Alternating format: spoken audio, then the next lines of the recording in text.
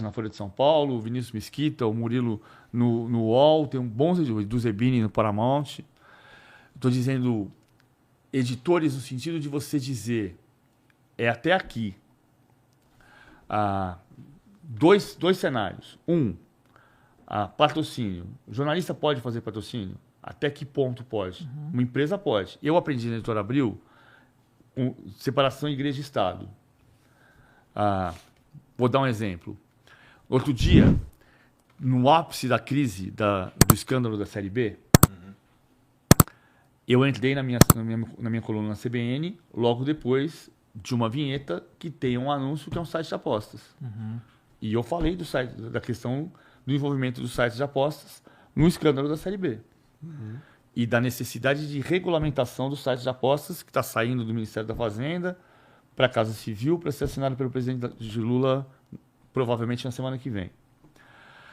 A Igreja e Estado é o seguinte: numa empresa jornalística, historicamente, o departamento comercial vende e o departamento de jornalismo reporta, faz a matéria. É importante ter um entrosamento entre as duas coisas? Sem dúvida. Vou dar um exemplo disso aqui.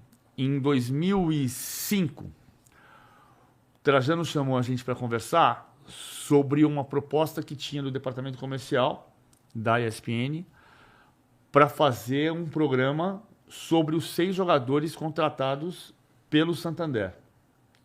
E ele não estava conseguindo enxergar até que ponto isso podia acontecer.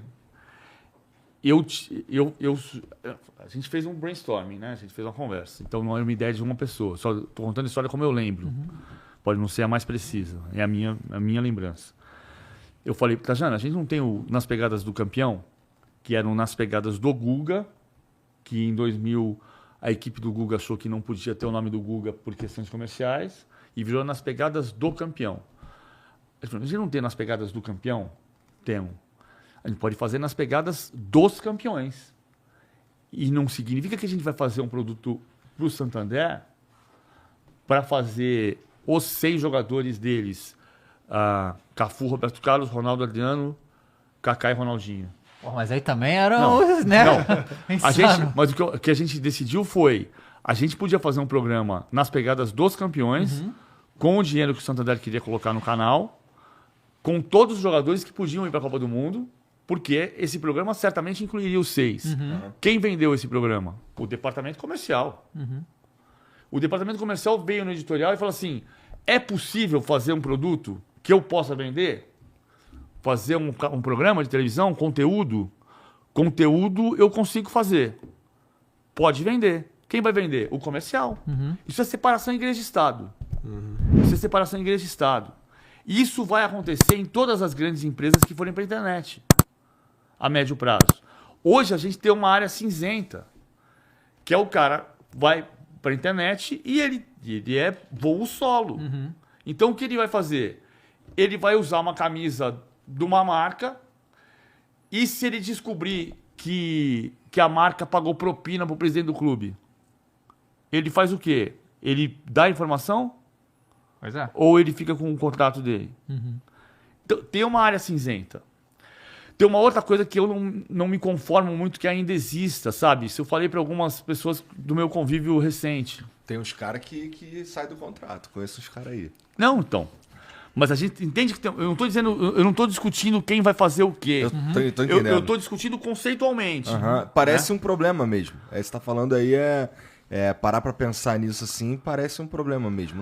Na verdade, não sei se é um problema, mas uma questão moral aí que precisa ser É igual relação conversado. com fonte. Eu adoro dar um exemplo de relação com fonte, porque, por exemplo, muita gente me criticou no episódio do Filipão em 2006, em 2014, porque eu fui um dos 8 jornalistas que foram na reunião com o Filipão. Eu sou jornalista, não vou fugir da notícia nunca. Relembra pra gente esse episódio, que tem uma galera que não vai... Não, em 2014, depois do jogo Brasil e Chile, o Filipão, para resumir a história, convidou 8 jornalistas para ter uma conversa. Ele queria falar sobre arbitragem. Show.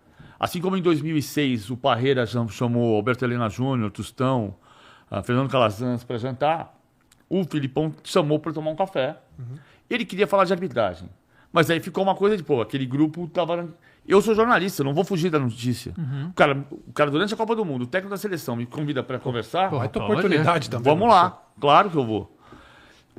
Mas eu tô falando isso por quê? Para eu usar o outro exemplo. Relação com fonte é uma das coisas mais delicadas que existem para jornalismo. E a gente precisa cuidar disso.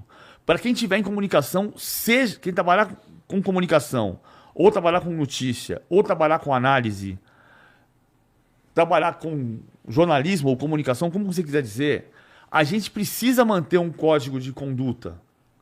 Relação com fonte é fio da navalha. Sempre foi e vai ser fio da navalha. Quando você começa, você está aqui longe. O cara não sabe quem é você. Aí você vem até aqui, o cara te conhece, passa a te conhecer, você vai tomar um café com o cara numa semana, na semana seguinte você almoça com o cara acha que você é amigo dele. Aí você volta. Aí você passa 2 meses sem falar com o cara e ele acha que não é teu amigo de novo. Depois você toma um café com o cara e a relação faz assim. E você, que é o jornalista, sabe que você tem que trazer a relação pra cá. Fio da navalha. Você não pode ficar distante da informação e você não pode ultrapassar o limite de deixar de dar uma informação pro seu amigo, que é o seu leitor, o seu ouvinte, o seu telespectador, porque você tem uma amizade com um cara. Claro. Isso quem disciplina era a empresa. Hoje quem disciplina isso é um código de conduta que está na minha formação, mas não está na formação de todo mundo. Não está na formação de todo mundo. Uhum.